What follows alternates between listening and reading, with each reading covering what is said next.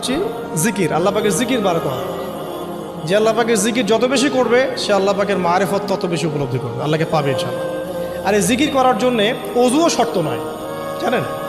আল্লাহর জিকির করার জন্য কিন্তু অজু শর্ত নয়। আপনি মনে মনে চলতে ফিরতে অলওয়েজ সুবহানাল্লাহ, আলহামদুলিল্লাহ, আল্লাহু আকবার, লা ইলাহা ইল্লাল্লাহ, আস্তাগফিরুল্লাহ পড়তেই থাকতে পারেন। কষ্টের কিছু আছে? খালি জবান চলবে, খালি জবান চলবে। মাঠে কাজ করছেন, ওই যে লাঙল দিয়ে কাজ করছেন, সেচ দিচ্ছেন, আপনি করতে থাকবেন আস্তাগফিরুল্লাহ ওয়া আতুবু ইলাইহি, লা হাওলা ওয়ালা কুওয়াতা ইল্লা বিল্লাহ, সুবহানাল্লাহ, আলহামদুলিল্লাহ, লা ইলাহা ইল্লাল্লাহ, আল্লাহু আকবার। কোনো সমস্যা? কোনো সমস্যা নেই। রান্না বান্না করছে মেয়েরা, এটা করতে করতে পড়তে পারবে না? গাড়ি ড্রাইভ করছেন, ড্রাইভ করতে করতে আপনি পড়তে পারবেন লা ইলাহা ইল্লাল্লাহ ওয়াহদাহু লা শারীকা লাহু, লাহুল মুলকু ওয়া লাহুল হামদু ওয়া হুয়া আলা কুল্লি শাইইন কাদির। যে কোনো কাজ করতে করতেই ইল্লাল ইস্তিনজা, ইস্তিনজা বাদ দিয়ে। ইস্তিনজা কি জিনিস? প্রসাব পায়খানা। এই সময় এগুলো মুখ দিয়ে বলবেন না, দরকার নেই। আপনি এখানে এরপরে যে সময়গুলো আছে এগুলোতে আপনি জিকির বাড়াবেন। যে যত বেশি জিকির করবে তার কলব তত বেশি পরিচ্ছন্ন হবে। যার কলব যত পরিচ্ছন্ন আল্লাহর নূর তার কলবে তত বেশি আসবে, সে আল্লাহ পাকে তত কাছে পাবে ইনশাআল্লাহু আযজা ওয়া জাল। 7 নাম্বার, দোয়া ইস্তেগফার বাড়িয়ে দেয়। আল্লাহর কাছে বেশি বেশি দোয়া করতে হবে। দোয়া বাড়িয়ে দেন। দোয়ার জন্য হুজুর ডাকতে হবে না, দোয়ার জন্য আমাকে ডেকে বাসায় খাওয়ানোরও দরকার নেই। আপনার দোয়ার জন্য আপনি যথেষ্ট। নামাজে দাঁড়ান, নামাজের সেজদায় দোয়া করেন। নফল নামাজ পড়েন, নফল নামাজের সেজদায় দোয়া করেন। নামাজের পরে হাত তুলে দোয়া করেন প্রয়োজনে। নামাজে সালাম ফেরানোর আগে দোয়া করেন। যে কোনো ভালো কাজ করেছেন তারপর দোয়া করেন, ঠিক আছে? কোরআন তেলাওয়াত করলেন, দোয়া করেন। তাহাজ্জুদের ওয়াক্তে দোয়া করেন। বৃষ্টি পড়ছে তখন দোয়া করেন, ঠিক আছে? মানে দোয়া কবুলের মোমেন্ট, সময়গুলো, আজান হয়েছে, আজান ইকামতের মাঝখানে দোয়া করেন। এই যে এখন খুতবা হচ্ছে, এই সময় দোয়া করেন, দোয়া কবুল হবে। দিনই মসজিদে বসেছেন, দোয়া করেন, দোয়া করতে থাকেন। মনে যত বেশি আপনি দোয়া করতে পারবেন আল্লাহর কাছে ইনশাআল্লাহ আল্লাহকে আপনি তত কাছে পাবেন ইনশাআল্লাহ। এটা আল্লাহকে পাওয়ার অন্যতম মাধ্যম। এবং ইস্তেগফার, ইস্তেগফার মানে কি? তওবা করা। আস্তাগফিরুল্লাহাল্লাযী লা ইলাহা ইল্লা হুয়াল হাইয়ুল কাইয়্যুম ওয়া আতুবু ইলাইহি। এটা বেশি বেশি পড়বেন। দিনে কমপক্ষে 70 বার বা 100 বার পড়ার চেষ্টা করবেন। আল্লাহ পাক তৌফিক দান করুন। কয়টা বলেছি ভাই? 7টা। আচ্ছা, 8 নাম্বার হচ্ছে সদকা করা। সদকা, দান সদাকা আল্লাহর কাছে খুব বেশি পছন্দের। দান সদকা করার জন্য সম্পদ লাগে না। আমার কথা শুনে, দান সদকা করার জন্য সম্পদ লাগে না, কলিজা লাগে, মন লাগে। বহু বড় বড় মানুষ আছে দান সদকা করতে পারে না, কোটিপতি, জাকাত দেয় না, আছে না? আর বহু গরিব মানুষ ভ্যান চালায়, কৃষিকাজ করে, দেখবেন 100 টাকা দান করে দিল। মন থাকতে হয়, মন, কলিজা বড় থাকতে হয়। তো যাদের কলিজা বড়, মন বড়, তারা দান সদকা করতে পারবে ইনশাআল্লাহ। আর যার মন বড় সেখানেই তো আল্লাহ নূর আসবে। সংক্ষিপ্ত মনে কি, সংকীর্ণ মনে আল্লাহ নূর কোত্থেকে আসবে? কথা বুঝতে পারেন নাই? তো দান সদকা বাড়ান। আপনি 1 টাকা দান করেন, 5 টাকা দান করেন, হালাল রিজিক থেকে 1 টাকা দান করেন, সেটা আল্লাহর কাছে অনেক বেশি পছন্দের।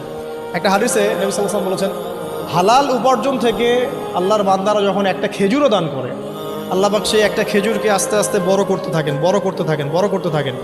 এটা এক পর্যায়ে পাহাড়ের সমান হয়ে যায়। কিয়ামতের মাঠে মানুষ তার দান এবং সাদাকার যে ছায়া, এই ছায়ার নিচে অবস্থান করবে। আপনার বিপদ হয়েছে, দান সদকা করেন, বিপদ দূর হয়ে যাবে ইনশাআল্লাহ। জটিল কোনো রোগ হয়েছে, কোনো ডাক্তার ট্রিটমেন্ট করতে পারছে না, সদকা করেন, রোগ ভালো হয়ে যেতে পারে ইনশাআল্লাহ। সদকার ব্যাপক ফজিলত আছে। সদাকা, দান সদাকা, দোয়া, এগুলো তাকদিরের যে বিপদ আপদগুলো আছে না, ঝুলে আছে, আমাদের তাকদিরে বিপদ আছে না অনেক, এগুলোকেও সরিয়ে দিতে পারে। এই শক্তি আছে দোয়া এবং দান সদকার মধ্যে। আল্লাহ পাক আমাদেরকে বেশি বেশি সদাকা করার তৌফিক দান করুন, আমিন। আর সদাকা নফল না করতে পারলেও কমপক্ষে ফরজ জাকাতটুকু দিবেন, ফরজ জাকাতটুকু দিবেন। কারণ জাকাত, সদকা এবং ব্যবসা এগুলো হচ্ছে ইসলামিক অর্থনীতির মূল ভিত্তি, এর সাথে কৃষিকাজ। আর দুটো বলে শেষ করে দেই। 9 নম্বর হচ্ছে আমর বিল মারুফ এবং নাহি আনিল মুনকারের কাজ করা, মানে সৎ কাজের আদেশ করা, মানুষকে অসৎ কাজে নিষেধ করা। এই কাজটা যে যত বেশি করবে সে তত বড় ব্যবসায়ী। কারণ কি, আপনার দাওয়াতে, আপনার লেকচার শুনে, আপনার বই পড়ে, আপনার নসিহত শুনে যদি একটা মানুষও দিনের পথে ফিরে আসে, ওই একটা মানুষের সারা জীবনের যে নেক কাজ, এই সমস্ত নেক কাজের একটা অংশ আপনি পাবেন। আবার আপনি কাউকে অন্যায় থেকে বারণ করেছেন, আপনার দাওয়াত শুনে কেউ সিগারেট ছেড়ে দিয়েছে, মাদক ছেড়ে দিয়েছে, জেনা ছেড়ে দিয়েছে, পণ ছেড়ে দিয়েছে, বা হারাম সুদ ছেড়ে দিয়েছে, ওই মানুষটা এখন সারা জীবন যত ভালো কাজ করবে, এই পুরো ভালো কাজের একটা অংশ আপনি পাবেন ইনশাআল্লাহ। এর চেয়ে বড় কিন্তু কোনো ব্যবসা নাই। এই কাজটা করলে আল্লাহ পাকের রহমত নেমে আসে, আর এই কাজটা ছেড়ে দিলে আল্লাহ পাকের গজব নেমে আসবে। যখন মানুষ ন্যায়ের আদেশ এবং অন্যায়ের নিষেধ ছেড়ে দিবে, আল্লাহর গজব নেমে আসবে।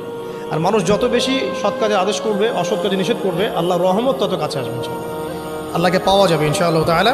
আল্লাহ পাক আমাদেরকে তৌফিক এনায়েত করুন। আর সর্বশেষ একটা বলে শেষ করে দেই, সেটা হলো যে আল্লাহর দিনের খেদমত করা বা দিনের কল্যাণে নিজেকে নিয়োজিত রাখা। আল্লাহর দিনের খেদমত করা বা দিনের কল্যাণে নিজেকে নিয়োজিত করলে আল্লাহ পাককে পাওয়া যাবে ইনশাআল্লাহ। এই পৃথিবীতে আল্লাহ পাকের সবচেয়ে গুরুত্বপূর্ণ জিনিসটা কি? নিয়ামতটা কি? আল্লাহর দিন না? এই দিন ছাড়া কি পৃথিবীতে আর কিছু আছে? একটা হাদিসে আসছে যে পুরো পৃথিবীটাই তো অভিশপ্ত। পুরো পৃথিবীটা কি? অভিশপ্ত। শুধুমাত্র দিনের এলেম অর্জনের জায়গা ছাড়া, তালেবে এলেমদের জায়গা ছাড়া, দিনী মাহফিলগুলো ছাড়া, যেখানে নামাজ হয় এই জায়গাগুলো ছাড়া বাকি সব অভিশপ্ত জায়গা।